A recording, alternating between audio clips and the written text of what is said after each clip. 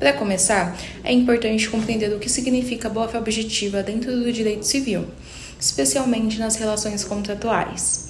Esse princípio é um dos mais importantes do Código Civil, e ele está previsto nos artigos 113 e 422. A boa-fé objetiva não se refere à intenção interna da pessoa, ou seja, não é sobre se ela agiu com má ou boa intenção. A boa-fé objetiva trata do comportamento esperado das partes dentro de uma relação contratual. É uma espécie de padrão ético de conduta que exige lealdade, honestidade, confiança e cooperação entre as partes. O objetivo é que ninguém se aproveite do contrato de maneira abusiva, contrariando o que seria considerado um comportamento justo e equilibrado. Em resumo, a boa-fé objetiva impõe deveres de correção e de respeito à confiança recíproca, que deve existir desde as negociações preliminares até depois do término do contrato. A boa-fé objetiva vem justamente para diminuir essas desigualdades e garantir segurança jurídica, evitando abusos e interpretações injustas do contrato. Podemos dizer, então, que a boa-fé objetiva tem um papel essencial na redução dos custos de transação.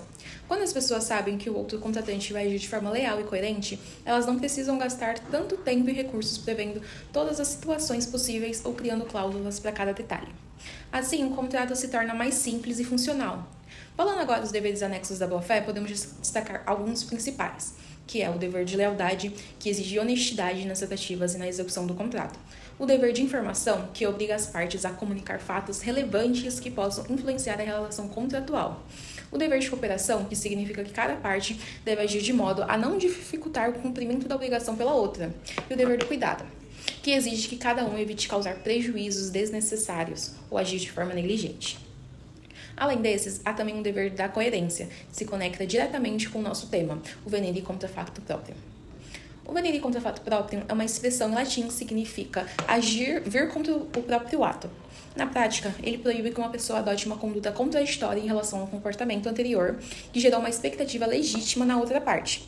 A boa-fé também tem mais 3 princípios, que é o segundo, que é o do coque, que quer dizer você também. Esse princípio impede que alguém critique ou exija algo que ele próprio descumpre. Ou seja, quem age de determinada forma não pode exigir comportamento diferente do outro. Um exemplo é o contratante que não cumpre prazos e depois cobra pontualidade da outra parte. O terceiro é o suprécio ou supressão, que ocorre quando o titular deixa de exercer um direito por longo tempo, fazendo surgir na outra parte a legítima expectativa de que esse direito não será mais exigido. Por exemplo, o locador que nunca cobrou multa por atraso de aluguel, não pode começar a cobrá-la repentinamente.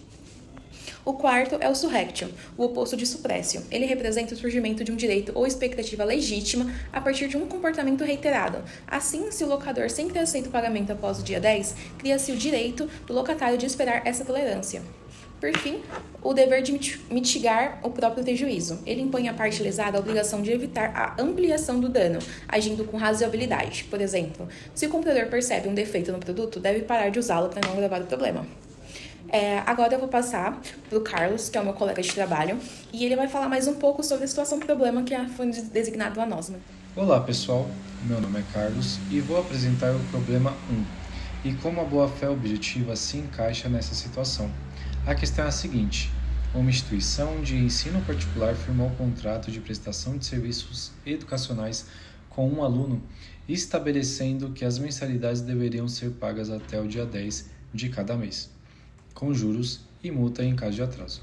Ocorre que durante 4 anos de curso, o aluno realizou pagamentos no dia 20 de cada mês e a instituição aceitou todos os pagamentos sem aplicar nenhuma penalidade, tampouco notificou o aluno sobre o atraso.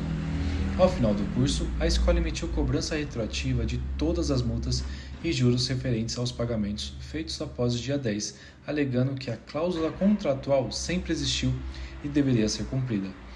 Diante disso, questiona-se: a instituição de ensino pode cobrar retroativamente essas multas e juros, mesmo tendo tolerado os atrasos durante todo o período do contrato? O caso apresentado no problema 1 se enquadra perfeitamente no princípio da boa-fé objetiva chamado venire contra factum próprio, ou em português, vir contra o próprio ato. A expressão pode parecer complexa, mas o seu significado é muito direto.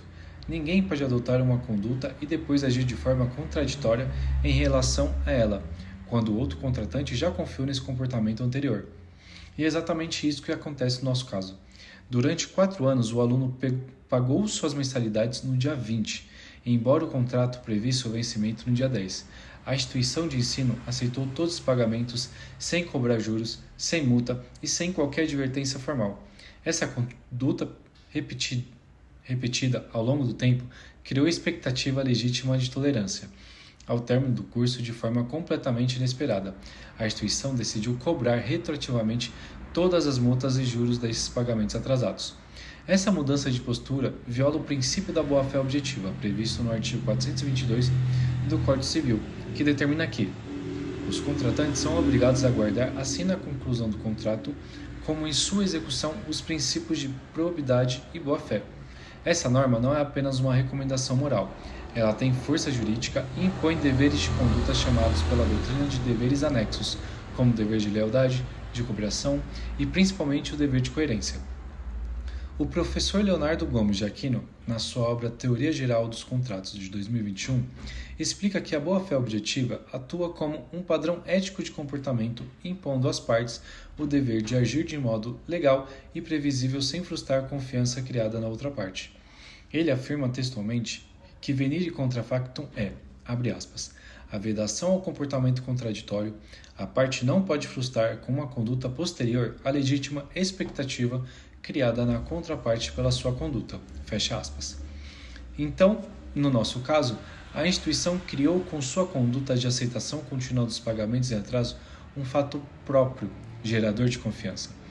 A cobrança retroativa representa um fato posterior contraditório que surpreende o aluno e causa prejuízo econômico, completando exatamente os 3 elementos que caracterizam a aplicação desse subprincípio. Primeiro, um comportamento anterior coerente e duradouro. Segundo, uma mudança posterior sem aviso prévio. E terceiro, um prejuízo à parte que confiou. Segundo o mesmo autor, esse subprincípio tem a função de impedir o abuso de direito previsto no artigo 187 do Código Civil, que estabelece que também comete ato ilícito o titular de um direito que, ao exercê-lo, excede manifestamente os limites impostos pela boa-fé, pelos bons costumes ou pelo fim social do direito. Ou seja, mesmo que o contrato previsse o vencimento no dia 10 e autorizasse a cobrança de juros e multa, o exercício desse direito depois de 4 anos de tolerância se torna abusivo. A doutrina e a jurisprudência são firmes nesse sentido. O Superior Tribunal de Justiça, no recurso especial 1175-190, decidiu que a parte que, por longo período, tolera o descumprimento contratual não pode, sem prévia notificação, exigir o cumprimento escrito da cláusula penal. O Tribunal de Justiça de São Paulo também entende que a aceitação reiterada de pagamentos em atraso configura renúncia tácita e multa contratual, porque gera uma expectativa legítima do devedor. Portanto, ao cobrar retroativamente as multas, a instituição de ensino age contra o próprio ato, contrariando tudo aquilo que ela mesma fez crer o aluno durante anos. Esse comportamento contraditório viola o dever de coerência e rompe o elo de confiança que sustenta o contrato. Nas palavras de Leonardo Gomes de Aquino, abre aspas, a confiança é um valor jurídico tutelado. Sem confiança não há segurança nem estabilidade nas relações contratuais. Fecha aspas. A boa-fé objetiva, portanto, não protege apenas o que está escrito no contrato, mas o modo como as partes se comportam na prática. Como ensina o professor Pablo Stoltz Glaciano, o contrato deve ser visto como um espaço de cooperação e confiança, e não como um campo de armadilhas jurídicas. E por isso que no nosso problema venire contra factum próprio se aplica integralmente, porque houve tolerância expressa e duradoura, porque a parte contrária confiou de boa fé nessa conduta, e porque houve prejuízo evidente quanto a escola resolveu mudar o comportamento sem aviso. Assim, o ordenamento jurídico brasileiro não admite que há cobrança retroativa porque ela ofende o princípio da boa-fé objetiva e configura abuso de direito, e contraria a função social e o contrato prevista no artigo 421 do Código Civil. A liberdade contratual será exercida nos limites da função social do contrato. Em resumo, a venire contra factum próprio é a concretização da boa-fé objetiva em situações como essa. onde a conduta da parte importa tanto quanto o texto do contrato. A instituição de ensino, ao agir de modo contraditório, viola não apenas o contrato, mas o próprio princípio ético que sustenta o direito civil contemporâneo. Portanto, a cobrança retroativa é juridicamente inválida e moralmente inaceitável, pois fere a confiança legítima e desrespeita o valor cooperativo que deve existir em toda relação contratual. Olá pessoal, tudo bem? Meu nome é Gisele, eu vou estar continuando aí a apresentação sobre a boa-fé objetiva. Eu vou falar um pouco para vocês sobre as funções. A doutrina, ela identifica 3 funções principais. Eu vou começar falando da função interpretativa. A boa-fé serve para interpretar o contrato conforme o comportamento leal das partes. Um exemplo, dúvidas contratuais são resolvidas de modo a preservar a confiança entre os contratantes. Já a segunda função é a função integrativa. Ela cria deveres adicionais, mesmo não escrito no contrato. Quais são esses deveres? Cooperação, informação, proteção. Um exemplo, o fornecedor deve informar os riscos de um serviço, mesmo que o contrato não está dizendo isso. E eu também vou falar para vocês um pouco sobre a função limitadora, conhecida também como a função corretiva. Ela impede o exercício abusivo dos direitos. Um exemplo, uma parte lá não pode mudar de conduta de forma contraditória apenas para prejudicar a outra. O artigo que a gente usou como base, que tem muito a ver com essas funções, é o artigo 13, eu vou estar lendo aqui para vocês. Ele diz assim, o artigo 13 do Código Civil. Os negócios jurídicos devem ser sempre interpretados conforme a boa-fé e os usos e lugar de sua celebração. E o artigo 187, ele também diz assim, também comete ato ilícito o titular de um direito que ao exercê-lo excede manifestamente os limites impostos pelo seu econômico e social, pela boa-fé, pelos bons costumes. Ou seja, as funções, juntamente com esses artigos, elas só fortalecem como deve proceder a boa-fé objetiva.